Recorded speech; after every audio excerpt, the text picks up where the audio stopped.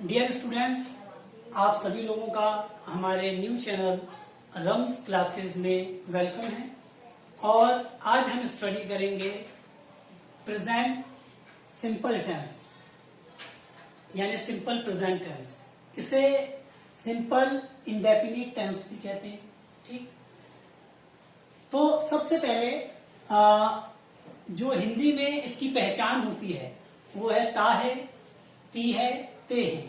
जब हम हिंदी में कोई वाक्य बोलते हैं तो उस वाक्य के लास्ट में ये शब्द आते हैं। जैसे रवि स्कूल जाता है, मैं इंग्लिश पढ़ाता हूं, आप इंग्लिश सीखते हैं, एटसेट्रा। इन सभी वाक्यों में कहीं पर ता है, कहीं पर ती है, कहीं पर ते है, आया है। ठीक, अब इस टेंस का फॉर्मेशन कैसे होगा, यानी ये बनेगा कैसे? तो हमने यहां पर अफर्मेटिव, नेगेटिव एंड इंटरगेटिव, ठीक, तीन बेसिस पर इसको यहां रखा है। अफर्मेटिव में वर्ब का इन्फिनेटिव इस्तेमाल होगा। इन्फिनेटिव क्या होता है? इन्फिनेटिव जैसे टू गो जाना, टू कम आना, ये इन्फिनेटिव है। क्या है ये? इन्फिनेटिव। ठीक, तो जो सिंपल प्रेजेंट टेंस है, इस टेंस में हम वर्ब का इन्फिनेटिव इस्तेमाल करेंगे। Okay, understand? इन्फिनेटिव। अब यहां पर हम टू ना लेते हुए सिर्फ कम और गो ये लेंगे हम, कम एंड गो। तो देखिए यहां पर सब्जेक्ट के बाद वर्ब की फर्स्ट फॉर्म। ठीक, वर्ब की फर्स्ट फॉर्म क्या है? इन्फिनेटिव है। और ऑब्जेक्ट, जैसे मैं पढ़ाता हूं, आई टीच, वो जाती है, शी गोज, एटसेट्रा। अब इसमें एक चीज यह है कि थर्ड पर्सन सिंगुलर, अगर सब्जेक्ट आपका थर्ड पर्सन सिंगुलर हो तो आप वर्ब के लास्ट में एस लगाए। थर्ड पर्सन सिंगुलर क्या है ये क्लियर कर दूं। फर्स्ट पर्सन आई और वी, ठीक, second person you and third person he, she, it and they. ये थर्ड पर्सन है, लेकिन हम बात कर रहे हैं थर्ड पर्सन सिंगुलर की, तो इसमें हम इंक्लूड किसको करेंगे? ही, शी, इट को। ठीक, तो अगर सब्जेक्ट थर्ड पर्सन सिंगुलर हो यानी he, she, it plus singular noun, ठीक, तो सिंगुलर नाउन हो तो हम वर्ब के पीछे एस लगाएंगे। जैसे मैं कहूं रवि स्कूल जाता है, रवि गोज टू स्कूल। कविता पुस्तक पढ़ती है, कविता रीड्स अ बुक, एटसेट्रा। तो यहां पर रवि गोज टू स्कूल ये सिंगुलर नाउन है। वो स्कूल जाता है, ही गोज टू स्कूल, ये भी सिंगुलर नाउन है। तो थर्ड पर्सन सिंगुलर हो तो हम वर्ब के पीछे एस लगाते हैं। अब सेकेंडली, वर्ब के लास्ट में यदि S, double S, S H, C H, O हो तो इस कंडीशन में हम एस नहीं लगाएंगे बल्कि ई एस लगाएंगे। क्या लगाएंगे गाइड? E S. जैसे वो मूवी देखती है तो शी वॉचेस अ फिल्म। ठीक, तो यहां पर हमने ई एस लगाया है। क्यों? क्योंकि वर्ब का लास्ट लेटर क्या है? सी एच है। तो वर्ब का लास्ट लेटर यानी अंतिम अक्षर अगर S, double S, S H, C H या ओ हो तो हम इस कंडीशन में ई एस लगाएंगे। यहां देखिए लिखा है ट्राई से ट्राइस एंड फ्लाई से फ्लाइज। गो से गोस और वॉच से वॉचेस। तो वर्ब के लास्ट में अगर S, double S, S H, C H, O हो तो हमें एस नहीं लगाना है बल्कि ईएस लगाना है। क्या लगाना है हमारे को? ईएस। जैसे जब हम बोलते हैं गो, तो गो से क्या होता है? गोज, एस नहीं लगाएंगे, ईएस। और वॉच, तो इसमें वर्ब पे जो लास्ट दो लेटर है सीएच है, ठीक, देखिए ये सीएच है ना, तो वो क्या हो जाएगा? वॉचेस। ठीक, तो अब अगर वर्ब के लास्ट में S, double S, S H, C H, O हो, तो हमें एस नहीं लगाना है बल्कि क्या लगाएंगे गाइस? हम लगाएंगे ईएस।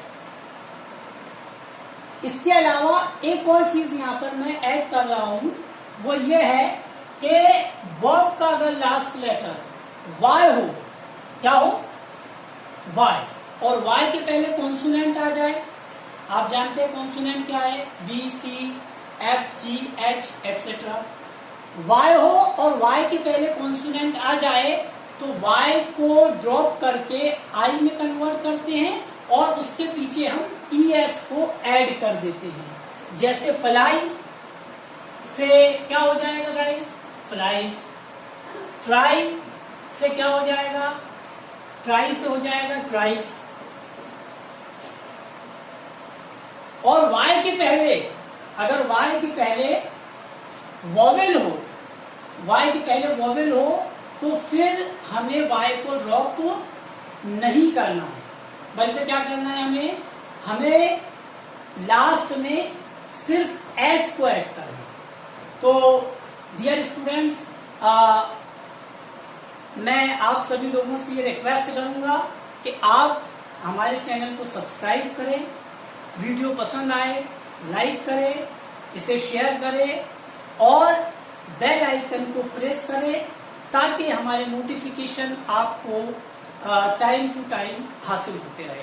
और दूसरी बात गाइस ये कि हमारे जो हम जो पढ़ा रहे हैं इसमें दो चीजें खास है।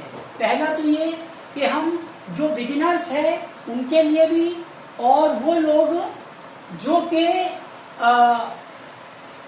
कॉम्पिटिटिव एग्जाम की तैयारी कर रहे हैं उन स्टूडेंट्स के लिए भी हमने मटेरियल आप लोगों को अवेलेबल करवा रहे हैं। तो चलिए आगे बढ़ते हैं, हम अपने स्टडी की तरफ आते हैं। अब इस टेंस का इस्तेमाल किन कंडीशंस में होता है, तो अब हम इसकी बात करेंगे। सबसे पहले जो हैबिचुअल एक्शन है, यानी वो एक्शन जो हम बार बार करते हैं अगेन एंड अगेन, उन एक्शंस के लिए हम इस टेंस का इस्तेमाल करते हैं। जैसे राजू स्कूल जाता है तो वो इस एक्शन को बार बार करता है। मैं अंग्रेजी पढ़ाता हूं, मैं इस एक्शन को बार बार करता हूं। तो वो एक्शंस जो अगेन एंड अगेन यानी जिसमें रिपीटेशन हो, उन एक्शंस की कंडीशन में हम सिंपल प्रेजेंट टेंस का इस्तेमाल करेंगे। अगला रूल क्या कहता है आपका? देखिए, एडवर्ब और एडवर्ब फ्रेसेस, कुछ एडवर्ब है और एडवर्ब फ्रेसेस है। अगर सेंटेंस में ये एडवर्ब और एडवर्ब फ्रेसेस आ गए तो आपको इसी टेंस का इस्तेमाल करना है। कॉम्पिटिटिव एग्जाम में बहुत बार पूछता है, ठीक है।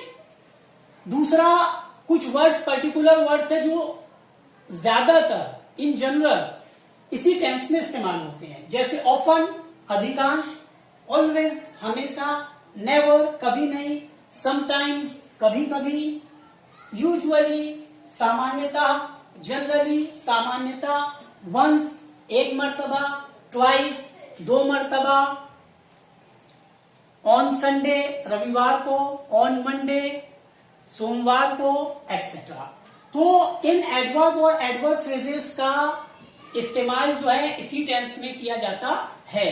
जैसे वो हमेशा देर से आती है, शी ऑलवेज कम्स लेट, मैं कभी झूठ नहीं बोलता, आई नेवर लाई, एक्सेट्रा।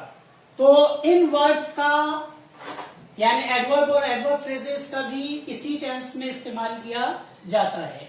जो हमारे कॉम्पिटिटिव एग्जाम है उसमें, एग्जाम्स में आमतौर से ये वर्ड्स इस्तेमाल किए जाते हैं। अगला गाइस, अगला जो है इसमें कुछ क्लॉज होते हैं। क्लॉज क्या है, बस सिंपली आप समझ लीजिए कि ऐसे वर्ड जो दो सेंटेंस को आपस में जोड़ते हैं।